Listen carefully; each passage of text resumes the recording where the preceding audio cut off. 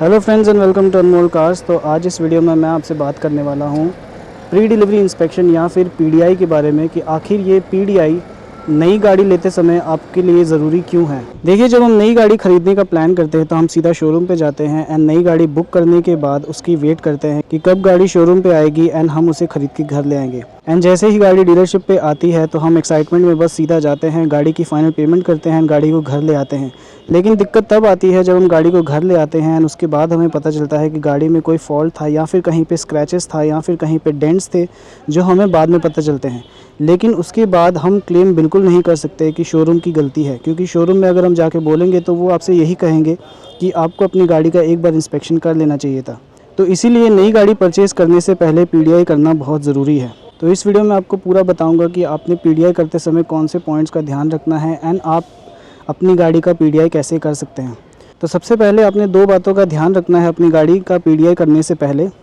पहला पॉइंट है कि आपने अपने साथ अपने किसी फ्रेंड, रिलेटिव या फिर किसी फैमिली मेम्बर को अपने साथ लेके जाना है ताकि वो आपकी हेल्प कर सके। एंड दूसरा पॉइंट है कि आपने अपनी गाड़ी का पीडीआई सनलाइट में करना है, डायरेक्ट सनलाइट में करना है, ताकि गाड़ी में जितने भी माइनर स्क्रैचेस या फिर माइनर कोई डेंट्स है वो भी आपको दिखाई दे जाएँ, क्योंकि अंधेरे में आपको माइनर स्क्रैचेस एंड डेंट्स बिल्कुल दिखाई नहीं देंगे।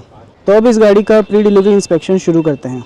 सबसे पहले आपने चेक करना है इस गाड़ी का विन नंबर या फिर चैसी नंबर, जो कि इस जगह पे होता है।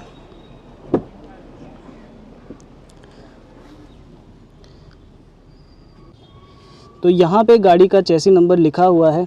कई सारी गाड़ियों में गाड़ी का चैसी नंबर सीट के नीचे भी लिखा होता है। तो आप अपनी गाड़ी का चैसी नंबर को अच्छे से देखें। तो इस चैसी नंबर की आपको फ़ोटो क्लिक करके रख लेनी है, ताकि जब आपकी गाड़ी का डॉक्यूमेंटेशन होगा ना, आप जहाँ जहाँ पे डॉक्यूमेंट्स पे साइन करेंगे वहाँ वहाँ आप अपनी गाड़ी का चैसी नंबर अच्छे से चेक कर लेंगे। क्योंकि कई बार ऐसा होता है कि गाड़ी की डिलीवरी से पहले हमें पीडीआई किसी और गाड़ी का करवा दिया जाता है एंड डिलीवरी के टाइम वो गाड़ी चेंज हो जाती है। तो उससे बचने के लिए आपने दोनों जगह पे चैसी नंबर को मैच करके देख लेना है। दूसरा पॉइंट आपने चेक करना है कि आपकी गाड़ी का मैन्युफैक्चरिंग ईयर एंड मंथ कौन सा है। इंजन पे खोलेंगे तो आपको यहाँ पे बहुत सारे स्टिकर्स दिख जाएंगे एंड इस पर यहाँ पे क्लियरली मेंशन होता है कि आपकी गाड़ी का जो डेट ऑफ मैन्युफैक्चर है वो क्या है, या फिर इस पार्ट को इस गाड़ी में कब लगाया गया था। तो जैसे यहाँ पे ये 14/6/2023 लिखा हुआ है, मतलब ये जून की मैन्युफैक्चरिंग है। एंड जितने भी गाड़ी में स्टिकर्स लगे हुए हैं उन सब पे आपको ऐसी ही डेट देखने को मिलेगी। क्योंकि अगर आपकी गाड़ी की मैन्युफैक्चरिंग 6 महीने से पुरानी है तो आप उस गाड़ी को लेने से मना कर सकते हैं, या फिर आप उस गाड़ी पे डिस्काउंट मांग सकते हैं डीलरशिप से। अगर आपकी गाड़ी 2 महीने या 3 महीने पुरानी है तो आप उस गाड़ी को बेशक बिना किसी हिचकिचाहट के ख़रीद सकते हैं। तीसरा पॉइंट, अब आपने चेक करना है अपनी गाड़ी का इंजन, क्योंकि आपकी गाड़ी में सबसे मेन इंपॉर्टेंट जो पार्ट है वो आपकी गाड़ी का इंजन है। क्योंकि डिलीवरी के बाद अगर इस पार्ट में कोई दिक्कत आती है तो आपका बहुत ज़्यादा लॉस हो सकता है। तो इंजन बे में आपने क्या क्या चीज़ें चेक करनी है। सबसे पहले आपने इंजन बे को अच्छे से देखना है। आपने जितने कनेक्टर्स हैं यहाँ पे आपको दिखाई दे रहे हैं वो आपने सबको अच्छी तरीके से देखना है कि कहीं कोई कनेक्टर लूज़ ना हो या फिर कोई कनेक्टर निकला ना हो।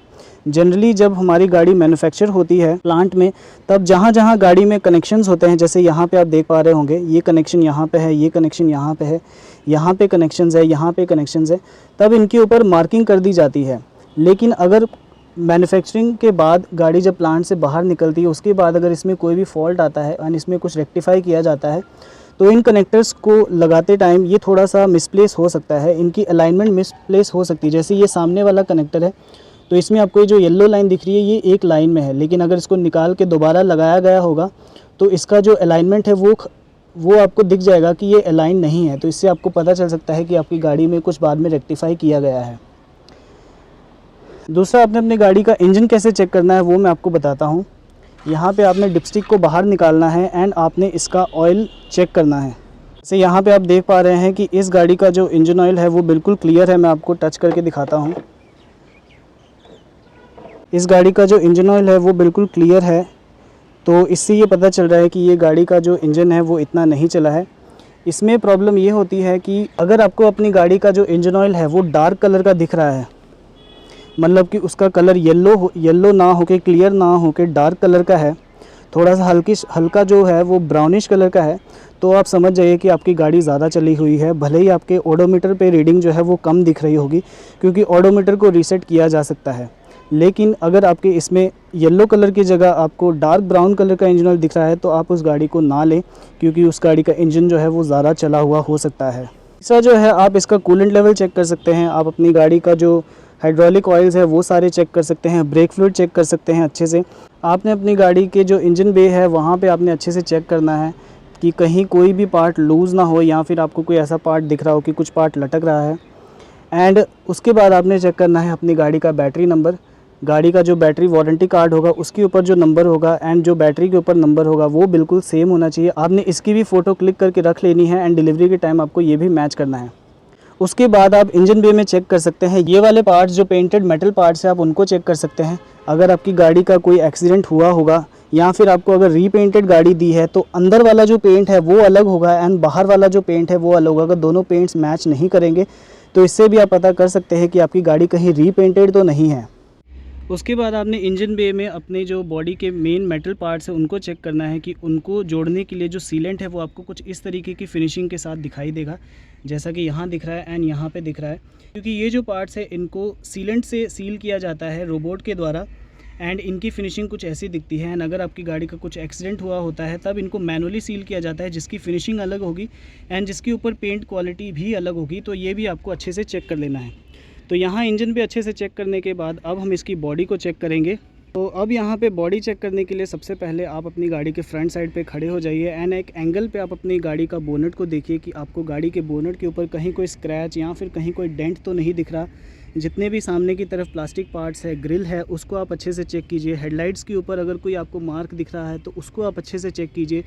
अगर कोई स्क्रैच है तो उसे भी आप अच्छे से चेक कीजिए। नीचे की तरफ ग्रिल के ऊपर आपको कोई स्क्रैच दिख रहा है, इंडिकेटर्स के ऊपर आपको कोई स्क्रैच दिख रहा है, आप अच्छे से चेक कीजिए।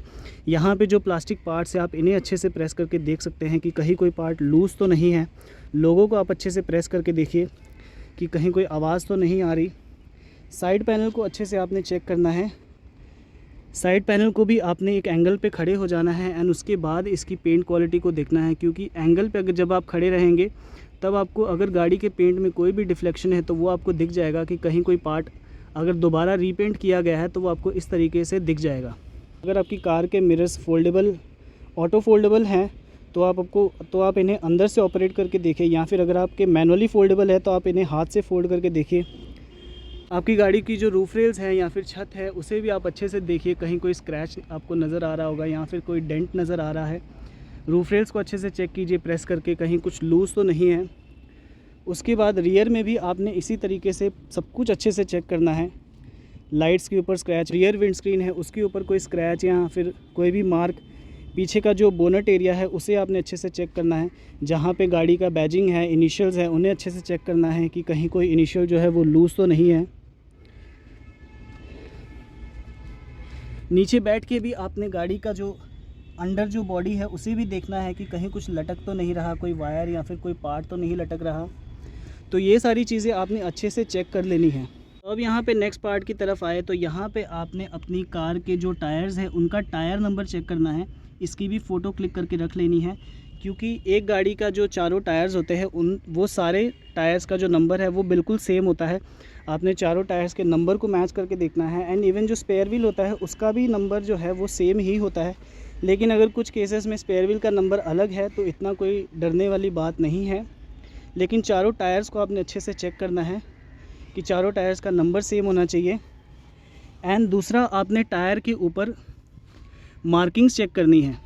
जैसे जो नया टायर होगा उसके ऊपर यहाँ पे आपको येलो कलर की या फिर रेड कलर की लाइन देखने को मिल जाएगी। एंड अगर वो लाइन मिसिंग है तो आप समझ जाइए कि आपकी गाड़ी का टायर जो है वो ज़्यादा चला हुआ है। लेकिन कभी कभी ऐसा होता है कि जहाँ पे गाड़ियों को अनलोड किया जाता है वहाँ से शोरूम या फिर जो इनका स्टॉक यार्ड है वो काफ़ी दूर होता है, तो वहाँ से लाते लाते भी टायर की जो मार्किंग्स है वो गायब हो सकती हैं। लेकिन आप टायर की कंडीशन को अच्छे से चेक कर लीजिए कि कहीं टायर पे कोई कट ना लगा हो या फिर कोई भी दिक्कत टायर में ना हो। इसी तरीके से अगर आपकी गाड़ी में एलॉय व्हील्स हैं तो आप एलॉय व्हील्स को अच्छे से चेक कीजिए, उनके जो नट बोल्ट्स हैं उन्हें अच्छे से चेक कीजिए, या फिर अगर स्टील रिम्स है तो आप उन्हें भी अच्छे से चेक कर लीजिए।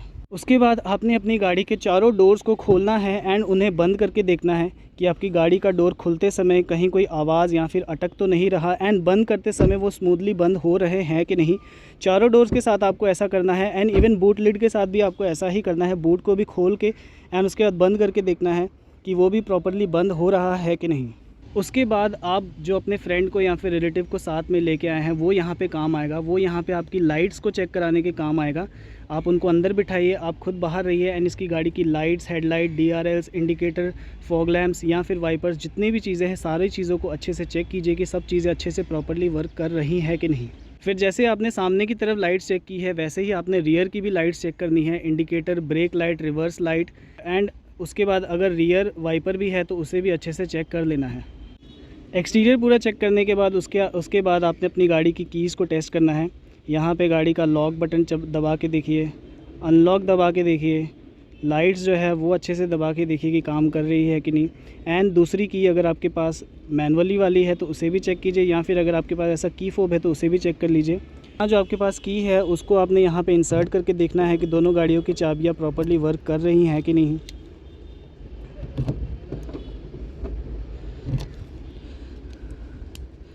एंड उसके बाद अंदर आपने जाना है, सेम जैसे आपने बाहर टेस्ट किया है वैसे ही चाबियों को अंदर भी लगा के देखना है कि दोनों की दोनों चाबियां जो है वो अच्छे तरीके से काम कर रही हैं, कहीं फंस तो नहीं रही या अटक रही हैं।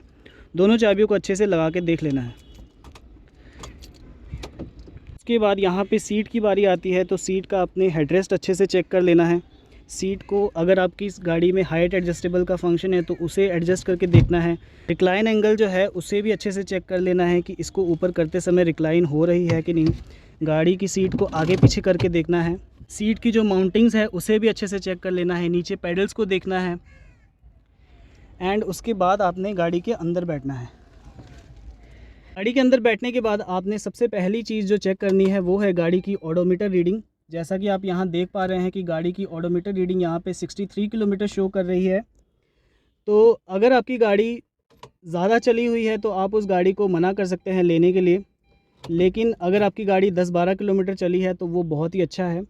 यहाँ पे भी वही बात आती है कि जहाँ गाड़ियों को अनलोड किया जाता है वो जगह जो है अगर शोरूम से या स्टॉक यार्ड से दूर है तो गाड़ी 65, 63 या 100 किलोमीटर तक चल सकती है। लेकिन अगर 100 किलोमीटर से ज़्यादा चली है तो आप उस गाड़ी की डिलीवरी को मना कर सकते हैं। जब तक आपने पैसे पे नहीं किए शोरूम वाले आपको फ़ोर्स नहीं कर सकते ये गाड़ी ख़रीदने के लिए। एंड अगर उसके बाद भी अगर आप उनके आंसर से सेटिस्फाइड हैं, अगर आपको लग रहा है कि वो जेन्युइन आंसर आपको दे रहे हैं कि उनका स्टॉक यार्ड दूर है या फिर उनकी गाड़ियों की अनलोड पोजीशन दूर है उनके शोरूम से एंड गाड़ी इसलिए ज़्यादा चल गई है, तो उस कंडीशन में आप उस गाड़ी को ख़रीद सकते हैं। ये चेक करने के बाद आपने गाड़ी की जो MID है उसे भी अच्छे से चेक कर लेना है। जितनी यहाँ पे लाइट्स है उसे अच्छे से चेक कर लेना है। आप इसकी ट्रिप्स को अच्छे से चेक कर सकते हैं। आपने यहाँ ये ध्यान देना है कि कहीं आपको डीलरशिप ट्रिप तो नहीं दिखा रही। आपने यहाँ पे ओडोमीटर को ही चेक करना है, ओडोमीटर रीडिंग को ही चेक करना है। ट्रिप रीडिंग को चेक नहीं करना है क्योंकि ट्रिप रीडिंग तो कम भी हो सकती है, लेकिन ओडोमीटर रीडिंग एग्जैक्ट वही होगी जितनी गाड़ी चली हुई है। ये चेक करने के बाद आप अपनी गाड़ी का इंटीरियर पार्ट्स को अच्छे से चेक करें। कहीं कोई पार्ट जो है वो ज़्यादा आवाज़ तो नहीं कर रहा। जो यहाँ पे अगर आपके यहाँ पे इंफोटेनमेंट सिस्टम लगा है आप उसे अच्छे से चला के देखिए, ब्लूटूथ कनेक्ट करके गाने बजा के देखिए। स्पीकर्स की क्वालिटी आप अच्छे से टेस्ट कीजिए, कहीं कोई स्पीकर जो है वो फॉल्ट तो नहीं, उसमें किसी स्पीकर से आवाज़ कम तो नहीं आ रही या फिर ज़्यादा तो नहीं आ रही। AC की क्वालिटी को आप चेक कर सकते हैं। AC को चला के देखिए, फुल स्विंग पे चला के देखिए कि AC की कूलिंग कैसी है। सारे नॉब्स को ऑपरेट करके देखिए, सारे बटन्स को प्रेस करके देखिए कि सारी चीज़ें अच्छे से काम कर रही हैं। गियर लीवर को आप अच्छे से हिला के देखिए, गियर एंगेज करके देखिए, हैंड ब्रेक को देखिए। अगर आपकी गाड़ी में ऐसा जो नॉब है मोड चेंज करने का वो आता है तो उसे ऑपरेट करके देखिए। जितने प्लास्टिक पार्ट है सबको प्रेस करके देखिए कि कहीं से कोई आवाज़ ना आ रही हो। आपकी गाड़ी के स्टीयरिंग व्हील के ऊपर अगर कंट्रोल्स है तो उन्हें भी ऑपरेट करके देखिए कि वो भी ठीक से काम कर रहे हैं। हॉर्न प्रेस करके देखिए कि हॉर्न अच्छे से प्रेस हो रहा है। यहाँ पे ऊपर की तरफ मिरर चेक कीजिए, लाइट्स को चेक कीजिए एंड माइक को चेक कर सकते हैं। जो सनवाइज़र्स है उन्हें चेक कीजिए। इवन जो ऊपर की रूफ़ लाइनिंग है उसे भी आप अच्छे से चेक कीजिए, कहीं पे कोई गैप ना हो, कहीं से रूफ़ लाइनिंग बाहर निकली हुई हो। इवन जब आप PDI के लिए जाए तो आप अपने साथ एक कार चार्जर एंड एक USB केबल भी साथ में लेके जाए। अगर आपकी गाड़ी में ऑक्स पोर्ट है तो ऑक्स केबल भी साथ में लेके जाए। इन्हें भी अच्छे से चेक कीजिए। इसमें चार्जर लगा के देखिए, इसमें फ़ोन कनेक्ट करके देखिए, इसमें अपना जो फ़ोन है वो ऑक्स केबल से कनेक्ट करके देखिए कि प्रॉपरली अच्छे से काम कर रहे हैं कि नहीं। आप इन्हें भी अच्छे से चेक ज़रूर कर लें। उसके बाद आपने अपनी गाड़ी के डोर्स को चेक करना है अच्छे से। चारों की चारों पावर विंडोज़ को ऑपरेट करके देखना है। डोर लॉक्स को चेक करना है। फोल्डेबल मिरर्स है तो उन्हें अच्छे से चेक करना है कि वो प्रॉपर्ली काम कर रहे हैं कि नहीं। उसके बाद अपनी गाड़ी का इंजन स्टार्ट करके देखना है कि इंजन स्टार्ट करने के बाद कैबिन के अंदर कोई अनयूजुअल साउंड या कोई किसी भी तरीके की नॉइज़ तो नहीं आ रही। अंदर चेक करने के बाद आपने बाहर जाके भी चेक करना है कि इंजन बे में से आपको कैसी आवाज़ आ रही है, या फिर कुछ अलग सी आवाज़ आ रही है, कुछ अनयूजुअल, कुछ कटपट कर रहा है। वो सारी चीज़ें आपने अच्छे से चेक करनी है। आगे यहाँ पे आपने अच्छे से चेक कर लिया। उसके बाद आप गाड़ी के रियर सीट पे आ जाएं। रियर पे भी आपने सारी चीज़ें वैसे ही चेक करनी है जैसा हमने फ्रंट में चेक किया था। सीट्स को अच्छे से चेक करना है, सीट को फोल्ड करके देख लेना है कि कहीं से कोई आवाज़ ना आ रही हो। सीट बेल्ट्स आपने अपनी गाड़ी की जो सीट बेल्ट्स है उसे एंगेज करके देखना है कि प्रॉपर्ली गाड़ी की जो सीट बेल्ट्स है वो एंगेज हो रही हैं। जो सामने की फ्रंट वाली सीट्स है उन्हें भी आप आगे पीछे करके देख लीजिए। नीचे जो फ्लोर बोर्ड है उसे आप अच्छे से चेक कीजिए। जो नीचे यहाँ पे जो कारपेट लगी हुई है उसे भी आज आप अच्छे से चेक कीजिए कि वो निकली हुई ना हो। जो ये बोल्ट्स है सीट के या सीट बेल्ट्स के, इन्हें अच्छे से चेक कीजिए। रियर डोर की भी जो पावर विंडो है उसे भी आप अच्छे से चेक कीजिए। इवन आप चारों डोर्स की पावर विंडो को इंडिविजुअली चेक कीजिए कि जो जितने सारे बटन्स हैं वो अच्छे से काम कर रहे हैं। एंड उसके बाद बूट खोलना है आपको, एंड आपने बूट को भी अच्छे से चेक करना है। बूट को खोल के देखिए, अगर आपकी गाड़ी के बूट में लाइट लगी है वो जल रही है कि नहीं, यहाँ पे कोई पार्ट लूज़ ना हो वो आपने चेक करना है अच्छे से। यहाँ पे आपने अपनी गाड़ी का स्पेयर व्हील चेक करना है। जैसा मैंने कहा कि आपकी गाड़ी के जो टायर्स हैं एंड जो स्पेयर व्हील है उन पे जो है वो सेम नंबर होना चाहिए, वो आप चेक कीजिए। जितने यहाँ पे आपको टूल्स मिल रहे हैं वो आप चेक कीजिए। मतलब आपको अच्छे से एक एक चीज़ को जो है वो प्रॉपर्ली अच्छे तरीके से चेक करना है। किसी भी पार्ट को आपने लूज़ नहीं छोड़ना है कि कोई बात नहीं ये तो चल जाएगा, क्योंकि एंड में बात यही है कि आपकी जो हार्ड अर्नड मनी है वो आपकी गाड़ी के ऊपर लगने वाली है। एंड एक बार गाड़ी ख़रीदने के बाद, शोरूम से निकलने के बाद उसमें कोई दिक्कत आती है तो डीलरशिप आपकी कोई हेल्प नहीं करने वाला है। वो जितना नुकसान है वो आपको ही झेलना पड़ेगा। तो बाद में परेशान होने से अच्छा है कि आप गाड़ी को पहले अच्छे से चेक कर ले, ताकि आपको बाद में कोई परेशानी ना हो। तो आई होप कि आपको ये वीडियो जो है अच्छी लगी होगी, इन्फॉर्मेटिव लगी होगी। वीडियो को लाइक करें, चैनल को सब्सक्राइब करें। एंड अगर वीडियो में मेरे से कोई पॉइंट रह गया है पीडीआई के बारे में तो आप उसे कमेंट कर सकते हैं। तो आज की वीडियो में इतना ही। Thank you for watching.